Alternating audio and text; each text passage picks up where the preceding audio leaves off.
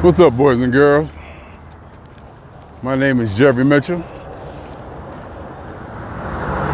and happy Thursday. As you can see, for those of you who are watching and paying attention, over these last few years of me doing this, maybe about a year, I look at my videos, Facebook memories, and I see about a year ago, it was only like a year, where I was still wearing the Samsung earbuds and using that as the mic. So this whole lavalier thing, probably less than a year old or so. Seems like I've been doing it forever. These kind of walks with the selfie stick, how it all started. Figured out, I'd do it a walk. While I'm walking, I might as well talk and make a video. Then I perfected it and got the quality to the point to where I can make these videos, use a special program that makes the video part of it real small as far as file size, bytes, megabytes and all that, but keeps the audio at a high quality so that I can shoot these while I'm walking. Audio sounds good. I'm walking, I'm talking, I'm making podcasts, utilizing my time. So it's good. I got my regiment down and implement production alongside my regiment because I'm out here walking at an undisclosed location. Did I say it was my day off? Wait. Yes. Wait. I am spending my day off not at home. For me, that's major. I am spending my day off not at home. I'm at my mother's today. My niece, the child, moves into a UCLA dorm, and I guess that's what we're going to be doing today. So I drove all the way out here from the valley to drive all the way back to Westwood, and I love it because I love my vehicle. I love driving my damn car. I was looking at it, parked in my mother's garage, and I walk out, you look at it, it's beautiful. I want to take a picture of it every time I see it. $439, $449 with credit card, $439 for gas. I got to get premium, even if it is ARCO. I got to get premium. I do premium. See, can you see that? I got to do premium. Anyway, so we out here doing it, We out here doing what we do. Why do people wait? People wait, I guess. If you're gonna wait, wait. Don't be like pulling up. If you're gonna stop, stop. Don't be like pulling up. If you're gonna stop, stop.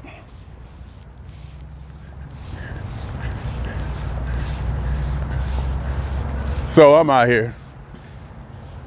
And the reason I got the camera on today, well, was to tell you a story.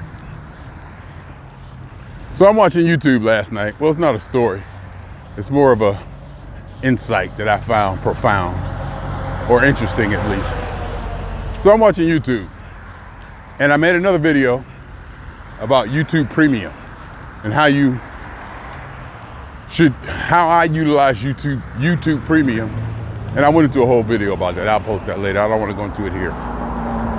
But so I'm watching YouTube like I do because I don't watch CNN no more. When I sit down, after work and I'm relaxing, I got my snack or whatever, and I sit down in that recliner with the remote in my hand, looking at the big screen, I'm looking at YouTube.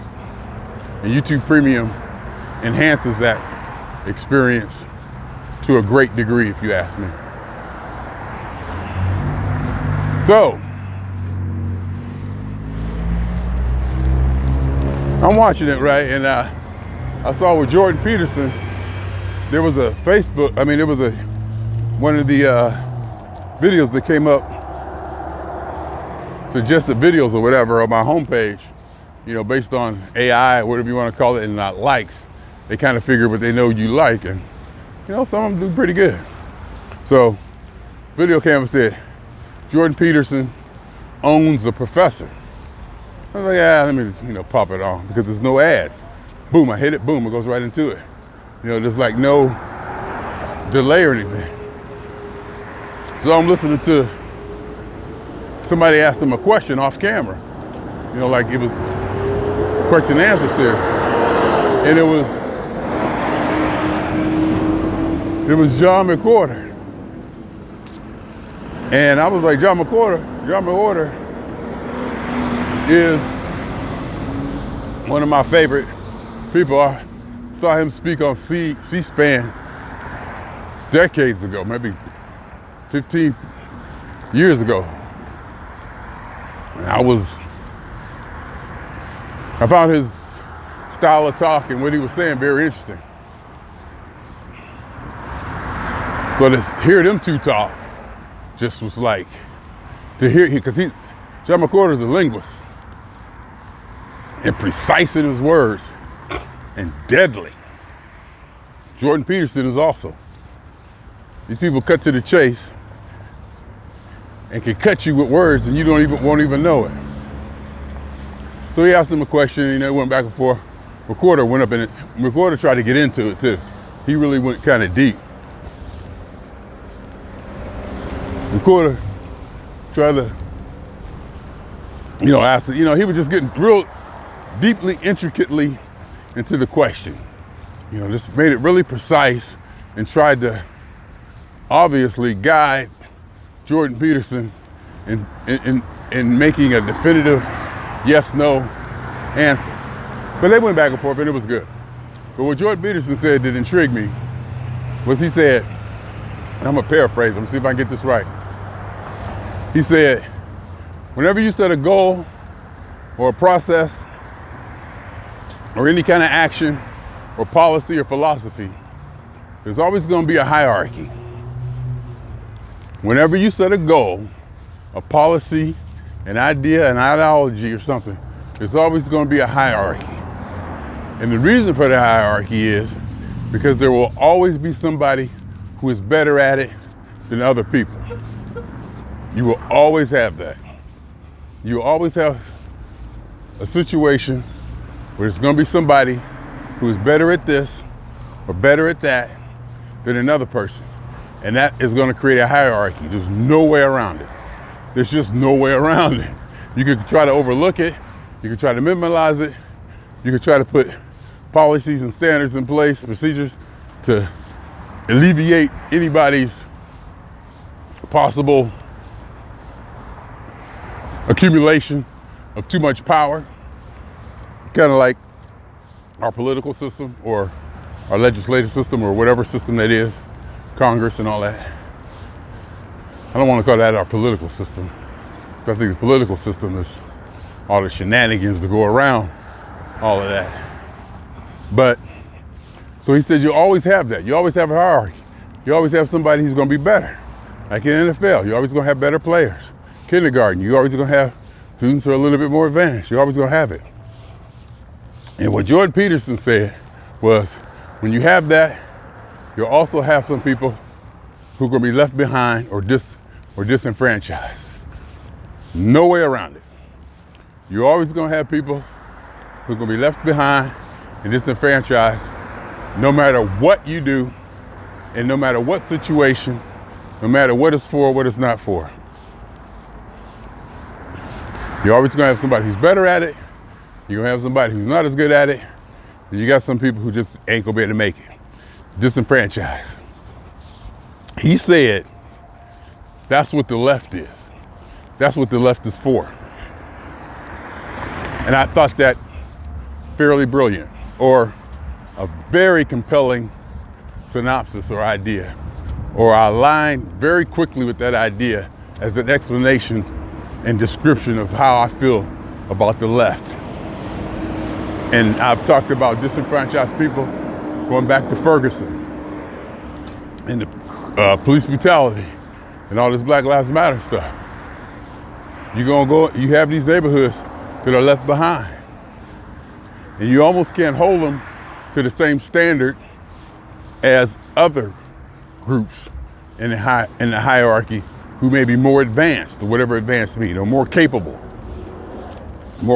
of living a life that the left may or may not deem the life that a human being should have. And they do that. Both sides do that. Everybody does that. Everybody says, hey, it should be this way. I get it. And when you say, hey, it should be this way, there's going to be some people who are that way more better than other people. And then you have some people who won't be as good. You have some people who are struggling to get it. And you have some people who just don't want it. They don't want to participate. Some people who want it and they can't, they're incapable. And then, I mean, let's face it, you got people who are damaged, physically, mentally, psychologically, who just, won't get with the program. Outliers. And he was saying, that's what the left is for. And I get it. And I get it. He explained what the opposite what the right was. And I think I kind of, with my fiscally conservative self, probably align myself with how the right, I guess the generic way to put it would be up by your bootstraps. Take care of your own. Government don't owe you nothing. Nobody owes you nothing type attitude. You might say, well, that's easy for you because you was born into a good place, good parents, a good system, or a good situation. And I may or may not have been, but I sure feel like I have. And it's always going to be a hierarchy. There's always going to be people who are born better than me and turned out, quote unquote, not as successful or good or whatever you want it, who do good things with it and not. And there's some people who are born, quote unquote, with less than me or below the hierarchy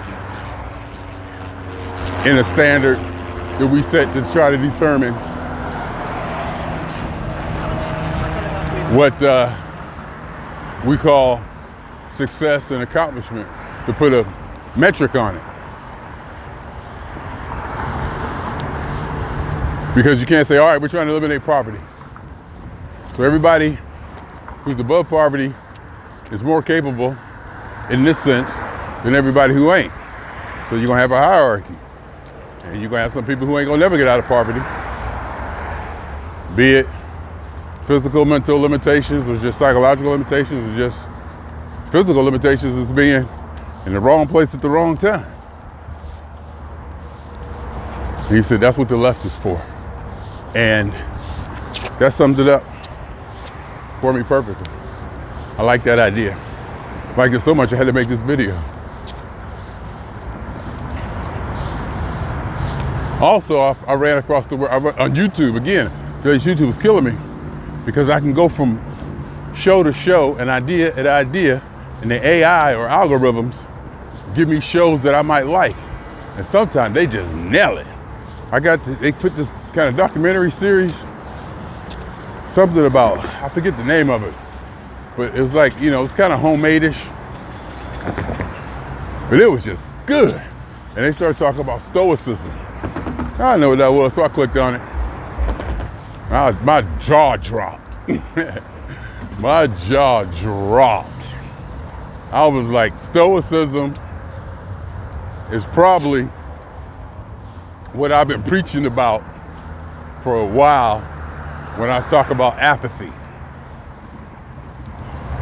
Because the headline was Stoicism and the Art of Not Caring, or something like that.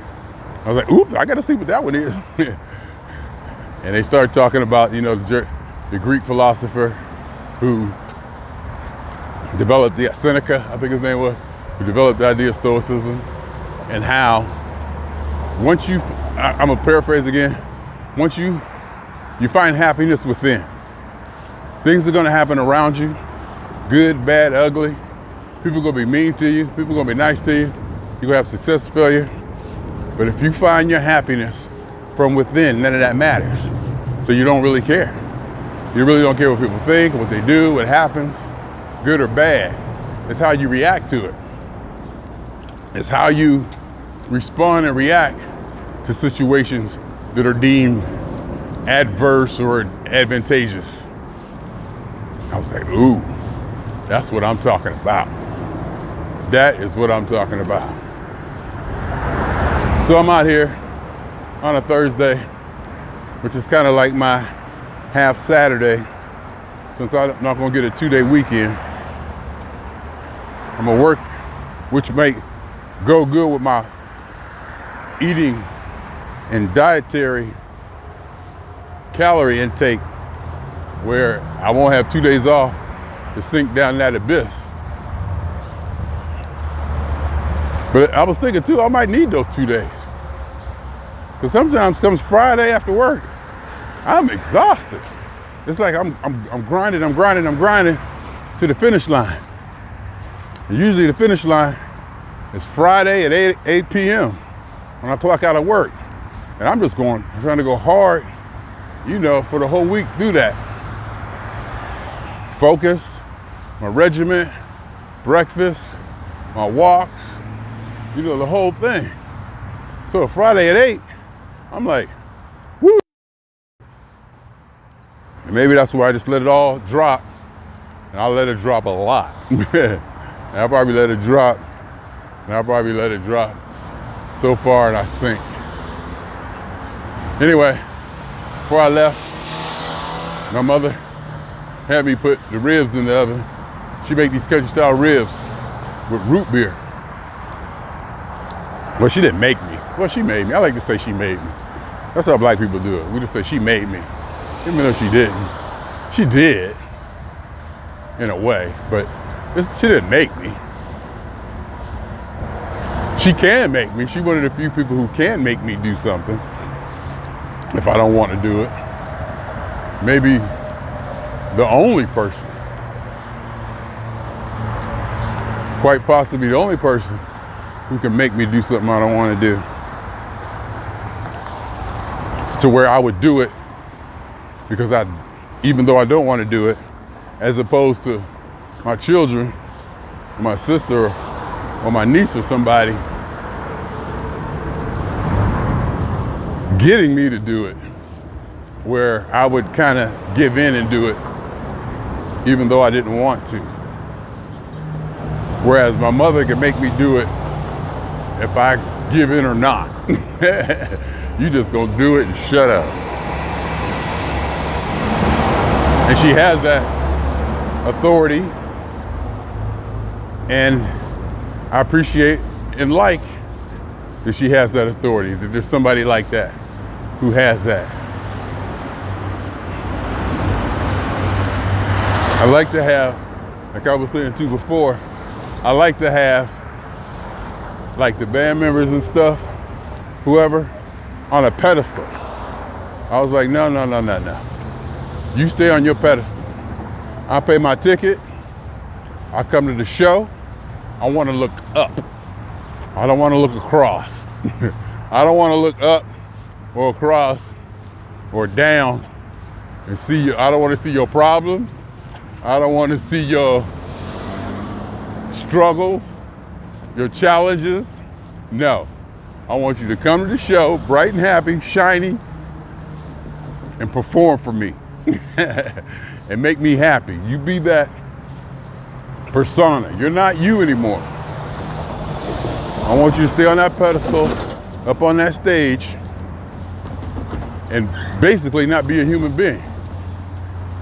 Be a character or a performer. But when it comes to Parliament Funkadelic, I got close and I got to know him. And in fact, that's when it's like the first time I got to see behind the curtain, to where I realized that, hell, these people gotta buy toilet paper and grocery shopping and pay bills just like I do. And it's not always easy. It's not like they have a endless amount of money to do it. You know, they need babysitters and this and all that too. And then got to go out and, hell, maybe even have a day job and then come do this. So that was kind of disillusioning. You stop there and say, oh, y'all regular people. I like to have them up on the pedestal, stay up on stage. I stay on my side of the stage, you stay on yours. I stay on my side, I feel I can come at you as hard as I want to. Or should I can say I can spread my wings and be me and exert the energy that I want, be free. I pay my ticket. I'm within the bounds of the agreement I made when I bought that ticket, and I can go ape shit on my side of the stage. So when I go back behind that, or I venture backstage or up on stage, I know that I'm not on home field. I'm a visitor. And it's a certain behavior that has been embedded in me from my experience with Parliament Funkadelic. And that's the way I treat it. That's why I never did like going backstage. It was too stuffy. That's their show. Backstage is their show. And I'm Jeffrey, damn it. It's all about the Jeffrey show. And on my side of the stage, the Jeffrey show can full swing. As soon as I hit the venue. Hell, before I hit the venue. But I'm traveling. Hell, when I'm walking on my walks, talking about traveling.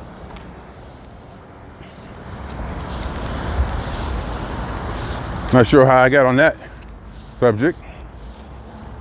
But it was a good one, wasn't it? I think so. So that was good about the left. Like Jordan Peterson, my podcast, and also with YouTube Premium, they're pushing the YouTube music. I'm gonna take a look at it, see what it's about. Because I got all these subscriptions now. Netflix is $13.99, but I gotta keep Netflix. I can't get rid of Netflix. I watch too much stuff on it. Even though I got IPTV, and a lot of that stuff is on IPTV, it's kind of a bootleg thing, but it's been bootlegging for a while now, and I get a bunch of shit, including NFL games, for $23 a month. So I'm gonna ride this donkey till it dies. But it's still nice to have Netflix with the interface. The interface is important too. Clicking, when you're sitting there in your recliner, watching TV, clicking here, there, getting from one place to the other. Captions, turn the captions on and off. Rewinding, stop, pause. The IPTV thing ain't all that good for that. In fact, there is no captions on IPTV. And the rewind is terrible. But hell, I'm watching movies that's still in the theater. And I get all the NFL games and all the NBA games, the live TV. And I even get local channels. I even get USA. I can watch KDKA in Pittsburgh. But yeah. What was that? How'd I get on this subject? Oh, Netflix. I got so many subscriptions. See, I got Netflix, $13.99. I got Amazon Prime, which has movies and music too. I think that's a yearly subscription, like $120, $130 that I'm gonna keep because I order a lot from Amazon and they deliver for free the next day and all that bullshit. And I really don't want to look into it to see if it's economical. I just want to keep paying and be happy. Ignorance is bliss in this case.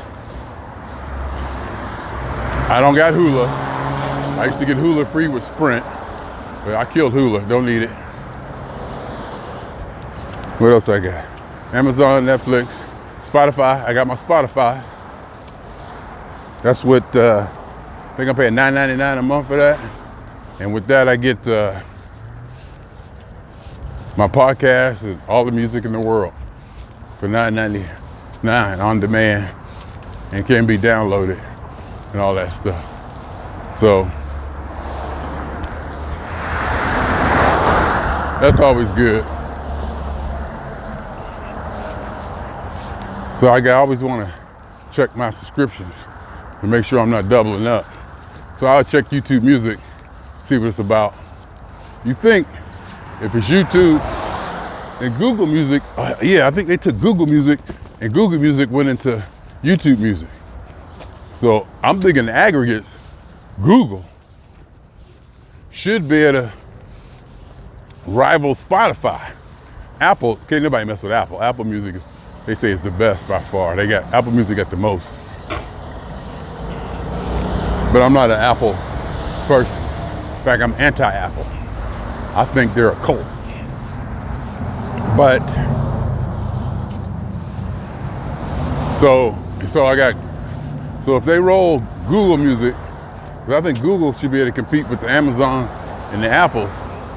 They roll Google Music into YouTube Music, and if they can make that, extensive enough to where I can get my podcast and stuff.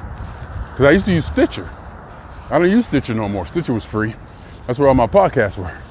I used to use Stitcher. It was free, so that's what I was using.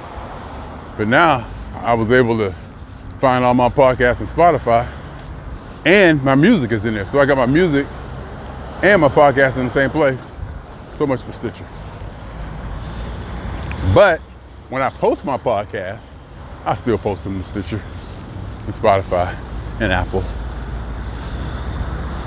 And I post them by actually putting them on my webpage, jefferytv.com, a certain way. That all I gotta do is post them on my webpage, and these podcast aggregates find it and post them for me. It's beautiful. Like this one, I'll take this, take it home. I use any video converter, that's the name of it, the brand name, extract the audio, tune it a little, post it as a podcast. So I like to be mindful of that, not spending too much money. But it gets to the point where, you see all these subscriptions coming in. I think I'm paying $11.99 for Dropbox, $6.99 for a terabyte of Microsoft OneDrive, and it adds up. But also, I can afford it. Ouch, my hand. Ouch, my hand for real. But I can afford it, so it's not that big a deal. And I can afford it to the point to where it might be easier, it might be profitable for me just to pay it and not worry about it. The time I spend worrying about if I'm spending too much might not be worth the value of looking, let's go ahead and spend the $13 a month, Jeffrey, and shut the hell up. You know what I mean? It's good to be in that position. And I'm in that position, why? Because I nurtured my career. I nurtured and protected the integrity of my career, which put me in a position to where I can go out and get that good high-paying job.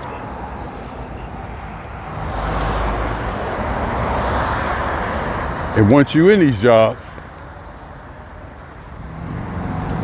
they get easy.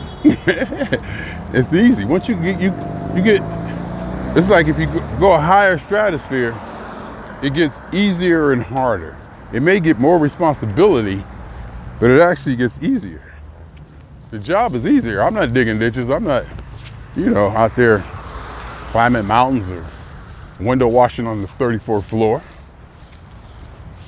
But I'm making some money sitting in my living room, handling business for this firm, and they're getting their money's worth. And I'm happy for the compensation I get. It's a win-win. And it gets to a point to where, hey, you're making this amount of money. Don't waste time worrying about this amount of money. It's not worth it. Because back in the day, before I was as financially secure as I am now, I used to know where every penny went. I got spreadsheets, Excel spreadsheets going back 20 years. Where I created myself. Formulas and layout, have income and expense on one side, and details. Used that thing for 15, 20 years. Updated every week. I knew every penny. I knew every freaking penny I had. How much in the bank, where this was at, how much was coming in. Now, it's just a blur. I just got a bunch here. I got a bunch of money there. Got a bunch of money over there someplace. Got a bunch of money over there I can't touch. Got a bunch of money I can't touch. But that money that I can't touch is making money. Making a lot of money. It's the economy, stupid. Damn it. Wait. 5. I wanted to go. Now I gotta wait. But this light ain't that long. I like the light on Van Nuys Boulevard, where it'll be like walk for like 20 seconds, and then when the red hand come on and the clock kick down, it's still got 30 more seconds to go. I can't wait around that long. I'll start walking or going in another direction. What was I talking about? Oh, money. Yeah, I mean, it's good. You know, I'm 60 years old, hell. I got experience that I get paid for. I got experience that I get paid for, a professionalism, a personality. And it's one thing to know how to do the job, and it's another thing to know how to conduct yourself in a professional environment on a team with other people. And I had to learn that part. A lot of intricacies to it. A lot of feelings involved with other people and teams and all that, and how they react to your energy and your disposition and your openness, and you know, how you come at them or how you don't come at them in your way. So I get paid for that too. Not just for what I know, but for how I do what I know. Ooh, that's a good one. Yeah, I can't see how long this has been going, but I'm thinking it's been a long time. It's been such a mighty long time. Funketeers Ball coming up.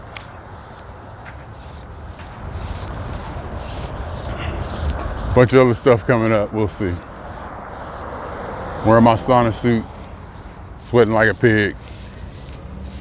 We'll see. Mr. Scale told me 206.6 today.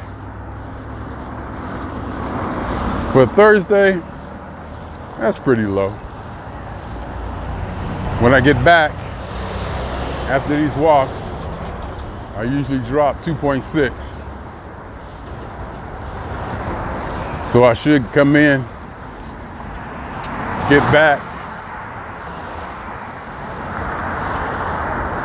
about 204. I should be at 2.4.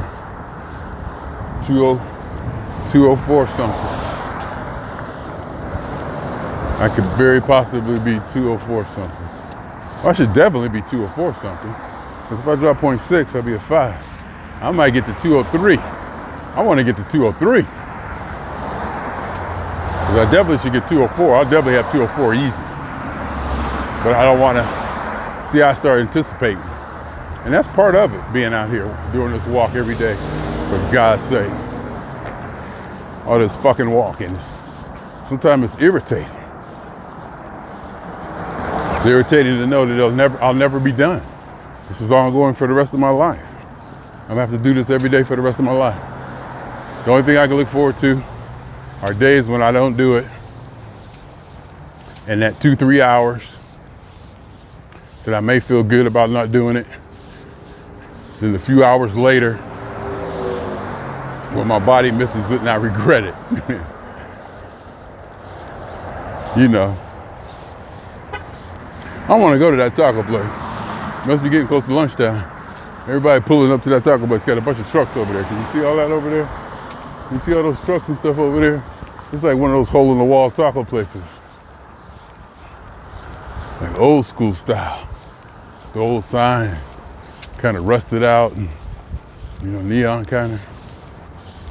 The kind of place to look and say, our food must be good if we still here and ain't putting no money into advertising or our building. Anyhow, my name is Jeffrey. I think I done talked enough. Just want to say happy Thursday. Life is good.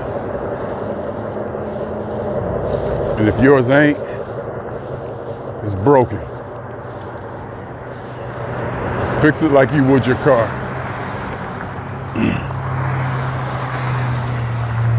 And I won't even say fix it like if you were sick, because most people, when they get sick, they don't know how to react. But if your car breaks down or something, people know how to have no problem taking the car to the mechanic. It's a big difference taking your body to a mechanic or have somebody work on when you have to actually make that call. It's easier to say, oh, we're more comfortable. Oh, my car's broke. Oh, this ain't working right. Take it to the shop or even to the dentist. You know, you can go to the dentist. You have pain. Some people put that off and put that off. Some people know, oh, I got sensitivity. Let me take my ass and make that appointment. But anyway, I like to say fix it. If your life ain't good, it's broke. Fix it like you would your car. My name is Jeffery. Spoken on y'all 2 times. 2 times. For me, and for the funk. And for every elementary, subatomic particle and atom that has ever existed in this or in any universe that ever was, is, or will be. The totality of it all, y'all. The totality of it all. And I'm out. I think. Can I go out now? You're not gonna let me go out?